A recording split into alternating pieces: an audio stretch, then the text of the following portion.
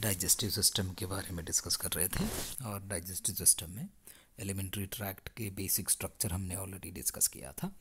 अब elementary tract के एक एक ऑर्गन के बारे में डिस्कस करेंगे। सबसे पहले माउथ के बारे में। Mouth can be also called oral cavity. Oral cavity या बक्कल कैविटी वगैरह कहा जा सकता है। And mouth is formed of bones and muscles. हड्डियाँ हैं कुछ, हड्डियाँ इसके चारों तरफ हैं और मसल्स भी है। इन हड्डियों के बीच में मसल्स है और ये कैविटी अंदर बना रहा है जिसको माउथ या ओरल कैविटी या बक्कल कैविटी कहते हैं। ओके, तो structures associated with mouth. Mouth के एसोसिएटेड स्ट्रक्चर्स ऊपर नीचे आगे पीछे वगैरह क्या है। सो एंटीरियरली लिप्स है। सो माउथ के एंटीरियर में लिप्स उसके एंटीरियर बाउंड्री में है। देन लैटरली दोनों साइड में चीक्स है, गाल है दोनों साइड में। पोस्टीरियरली ओरोफैरिंग्स है। ये यहाँ पे जो दिख रहा है पोस्टीरियरली फैरिंग्स का oral part of the pharynx oropharynx है। और इन्फीरियरली नीचे tongue and floor of the mouth है। ये नीचे टंग है and the floor of the mouth and tongue है। And superiorly hard palate and soft palate है। यहाँ पे सामने हार्ड पैलेट और पीछे सॉफ्ट पैलेट है। ये सारे स्ट्रक्चर्स देखने को मिलेगा माउथ में, माउथ के एंड एसोसिएटेड स्ट्रक्चर्स में, ऊपर नीचे आगे पीछे साइड में वगैरह। तो अब देखते हैं structure of the mouth. Mouth के स्ट्रक्चर के बारे में। Mouth is lined with mucus membrane. सबसे अंदर की जो लाइनिंग है, इसके अंदर सबसे अंदर वाले जो लाइनिंग है वो म्यूकस मेम्ब्रेन है, म्यूकोसा है। Consisting of stratified squamous epithelium. वो जो वहाँ पे एपिथेलियम है वो स्ट्रैटिफाइड स्क्वामस एपिथेलियम है। स्ट्रैटिफाइड मीन्स बहुत सारे मल्टीपल लेयर्स ऑफ सेल्स देखने को मिलेगा। And its lining contains numerous mucus secreting glands. उसमें उस म्यूकोसा में बहुत सारे ग्लैंड्स है, ग्रंथियाँ हैं जो म्यूकस सेक्रेट करेगा। And the roof of the mouth is formed of hard palate and soft palette, हमने ऑलरेडी डिस्कस किया था। और from the posterior free border, posterior border पे एक सॉफ्ट पैलेट है। तो सॉफ्ट पैलेट सामने रूफ पे हार्ड पैलेट और पीछे यहाँ पे हार्ड पैलेट और पीछे जाते जाते सॉफ्ट है, सॉफ्ट पैलेट।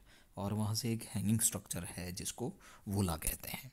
जैसे hanging structure uvula which hangs from the soft palate से हैंग डाउन कर रहा है, वो वोला है। UVULA, uvula. Uvula is completely covered by mucous membrane. वो वोला को भी, ये म्यूकस मेम्ब्रेन माउथ के अंदर के जो म्यूकस मेम्ब्रेन उसको भी कवर कर रहा है। वोला का मेन फंक्शन है, it is separating oral cavity from the respiratory tract while swallowing के द्वारा। ये जो वोला जो है ये ऊपर उठेगा और पीछे ऊपर उठेगा, और जो ऊपर से आने वाले जो नेसल कैविटी से आने वाले जो हवा के जो पासेज है उसको रोक देगा, उसको बंद कर देगा, ताकि जो फूड है वो सीधा फैरिंग्स में जाएगा और वहाँ से इसोफेगस में जाएंगे। और वो फूड कहाँ नहीं जाएंगे, ऊपर रेस्पिरेटरी ट्रैक्ट में या नेसल कैविटी में नहीं जाएंगे। तो वैसे उसको रोकने का या वोला रेस्पिरेटरी ट्रैक्ट और जो डाइजेस्टिव ट्रैक्ट को सेपरेट करने का काम कर रहा है। So and also there is a collection of lymphoid tissues. Lymphoid tissues है माउथ के म्यूकोसा में, जिसे पैलेटाइन टॉन्सिल कहते हैं। और ये पैलेटाइन टॉन्सिल्स जो ये यहाँ पे देख सकता है टॉन्सिल्स, ये टॉन्सिल्स क्या करेंगे, जो फूड में और फ्लूइड में जो माइक्रो ऑर्गेनिजम्स जो माउथ में पहुँचेंगे उनको नष्ट करने का प्रयास करते हैं, डिस्ट्रॉय करने का प्रयास करते हैं। So that was about the mouth and its structure. So structure में हमने देखा था म्यूकस मेम्ब्रेन से कवर्ड है और स्ट्रैटिफाइड स्क्वामस एपिथेलियम है, और उसमें म्यूकस सेक्रेटिंग ग्लैंड्स है जो म्यूकस सेक्रेट करते हैं। और hard palate and soft palate है इसकी रूफ पे।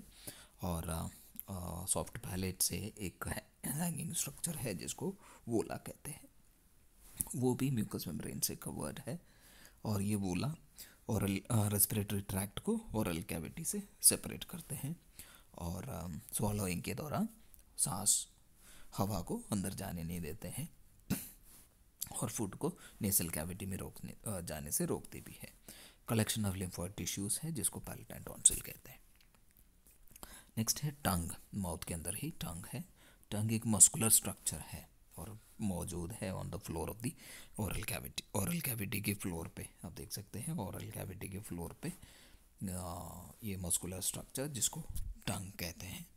And this is an voluntary muscular structure, voluntary क्योंकि वो स्केलेटल मसल से बना है और वो हम अपनी इच्छा से उसको मूव कर सकता है, इसलिए वॉलंटरी मस्कुलर स्ट्रक्चर है। एंड ये अटैच्ड है हायोइड बोन से। ये जाके पीछे नीचे जाके गर्दन के सामने लैरिंग्स के अपर बॉर्डर पे एक हड्डी है जिसको हायोइड बोन कहते हैं, उस हायोइड बोन से अटैच रहते हैं। The base of the tongue inferiorly is attach to the floor of the mouth. तो ये जो टंग है वो फ्लोर ऑफ द माउथ पे अटैच्ड है with the help of a fold of mucus membrane जिसको फ्रेनुलम कहते हैं। तो यहाँ पे आप देख सकते हैं ये इंफीरियर सरफेस दिखाया है, ये फोल्ड ऑफ म्यूकस मेम्ब्रेन जिसको फ्रेनुलम कहते हैं, और ये टंग जो है फ्लोर ऑफ द माउथ पे अटैच्ड है। It is also lined with the stratified squamous epithelium. Stratified squamous epithelium से covered है।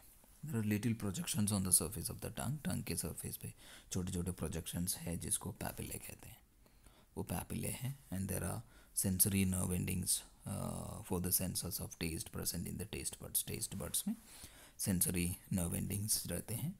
And जब ये taste bud stimulate होगा और वो सेंसरी नर्व्स द्वारा वो इम्पल्स को ब्रेन के टेस्ट एरिया में लेके जाएंगे और टेस्ट महसूस होता है। तो इसमें स्ट्राटिफाइड एपिथेलियम से कवर्ड है। लिटिल प्रोजेक्शंस टंग में जो छोटे छोटे जो प्रोजेक्शंस है जिसको पैपिले कहते हैं। तो आप ये हम देख सकते हैं ये सब पैपिले हैं, सब जगह पे है papillae.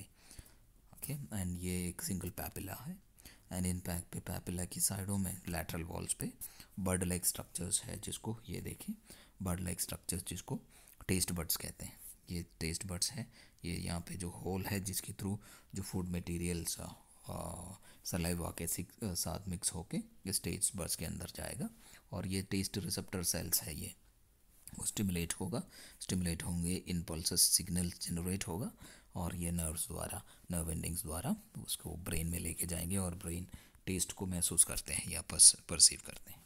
So taste buds are present in the papillae में मौजूद है। And these papillae are distributed in the epithelium of the tongue, pharynx, soft palate, इन सभी जगहों पे ये जो टेस्ट बड्स मौजूद है। तो majority of them they are present in the tongue में है, और कुछ जो है फेरिंग्स में, थ्रॉट में है, ओरोफेरिंग्स में, और कुछ जो है सॉफ्ट पैलेट जो माउथ के रूफ पे भी मौजूद है। ओके, ये है टेस्ट बड्स। टेस्ट बड्स ये एपिथेलियम है टंग के, और उसके अंदर ऐसे बड लाइक स्ट्रक्चर देखने को मिलेगा जिसे टेस्ट बड कहते हैं। और ये होल जो है इसको टेस्ट पोर कहते हैं, जो फूड मटेरियल जो सलेवा के साथ मिक्स होके इस टेस्ट पोर के अंदर से जाएंगे और इन सेल्स को स्टिमुलेट करेंगे। जब स्टिमुलेट होगा तो ये नर्व इम्पल्स इनिशिएट होंगे और वो नर्व इम्पल्स को नर्व्स ब्रेन में ले जाते हैं। और functions of the tongue helps in chewing the food को च्यू करने में मदद करते हैं। स्वॉलोइंग में डेग्लूटिशन या स्वॉलोइंग में मदद करते हैं। टंग फूड को दांतों के बीच में लाने में मदद करते हैं, इस प्रकार से वो च्यूइंग में डायरेक्टली मदद कर रहा है। स्वॉलोइंग में मदद कर रहा है खाने को, और वो फेरिंग्स तक, पीछे थ्रॉट तक लेके जाने में मदद कर रहा है। सेंस ऑफ टेस्ट में टेस्ट बड के थ्रू मदद कर रहा है, और स्पीच में भी मदद कर रहा है। जो आवाज़, जो साउंड जो लैरिंग्स में प्रोड्यूस होते हैं उसको मैनिपुलेट करने में, उसको मीनिंगफुल सेंटेंसेस में, वर्ड्स में बदलने में ये टंग मदद कर रहा है। नेक्स्ट है टीथ, वो भी माउथ के अंदर है। Teeth is fixed into the alveolar sockets of the maxilla and mandible. Maxilla upper जो हड्डी को मैक्सिला कहते हैं, और लोअर जो कि हड्डी को मैंडिबल कहते हैं। वहाँ पे छोटे छोटे गड्ढे जैसे स्ट्रक्चर्स है जिसको अल्वियोलर सॉकेट्स कहते हैं। एंड जो दांत है इस इन अल्वियोलर सॉकेट्स में अटैच रहते हैं या फिक्स्ड रहते हैं। There are 20 temporary teeth. दो प्रकार के, इरप्शन के टाइमिंग के अकॉर्डिंग दो में डिवाइड कर सकता है। एक तो टेम्पररी टीथ है, कुछ समय के लिए, कुछ सालों के लिए है, और कुछ है जो परमानेंट टीथ है जो उसके बाद आ जाते हैं और वो लाइफ टाइम रहते हैं नॉर्मली।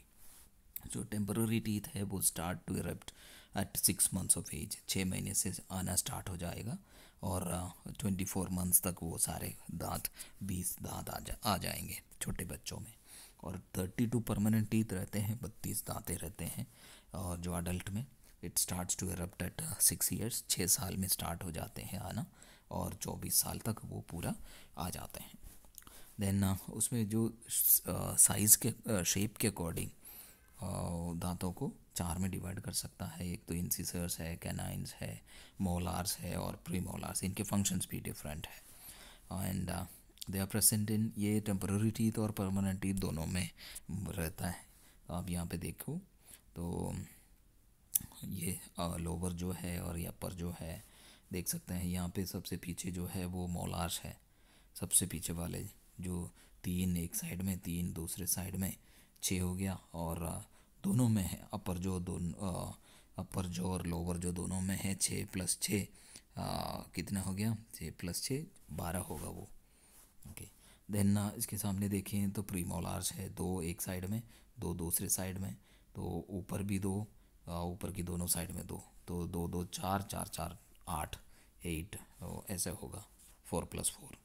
अब नीचे आएंगे तो कैनाइन्स यहाँ पे एक, इस साइड में एक, और वैसे ही ऊपर भी कैनाइन एक साइड में एक, दूसरे साइड में भी एक, ये 2 + 2 4 हो गया। तो देन यहाँ पे सामने देखे इंसिसर्स, एक साइड में 2, दूसरे साइड में भी 2, तो एक जो में 4 हो गया, वैसे ही ऊपर के जो में भी 4 हो गया, 4 + 4 8 होंगे।